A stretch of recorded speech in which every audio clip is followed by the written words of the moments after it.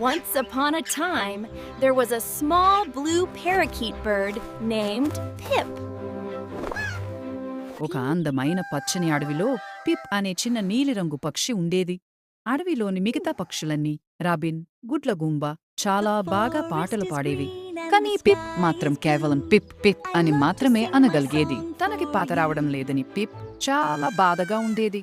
పాట నేర్చుకోవాలని పిప్ ఒక నది దగ్గరికి వెళ్తుంది. అక్కడ నీళ్లు రాళ్లపై పడుతూ స్వీష్ స్ప్లాష్ అని శబ్దం చేస్తాయి. పిప్ కూడా శబ్దాన్ని కాపీకొట్టాలని చూస్తుంది, కానీ అది పాటలా రాదు. దీంతో పిప్ నిరాశపడుతుంది. పిప్ పొడవైన గడ్డి ఉన్న చోటికి వెళ్తుంది. గాలి వీచిన పూడు గడ్డి నుంచి వూష్ వూష్ అనే శబ్దం వస్తుంది. పిప్ ఆ శబ్దాన్ని అనుకరించడానికి ప్రయత్నిస్తుంది, కానీ అది కూడా పాటలా అనిపించదు. నిరాశగా ఉన్న పిప్ ఒక చెట్టు కొమ్మపై కూర్చున్నప్పుడు వాన పడటం మొదలవుతుంది. ఆ వాన చినుకులు ఆకులపై పడుతూ టప్ టప్ అని ఒక చక్కని లయ రిథంలో శబ్దం చేస్తాయి. ఆ వాన శబ్దాన్ని విన్న పిప్ ఆనందంతో గెంతుతూ తన సొంత శబ్దాన్ని దానికి కలిపి పిప్ ప్యాటర్ పిప్ ట్యాప్ అని కొత్తగా పాడటం మొదలు పెడుతుంది.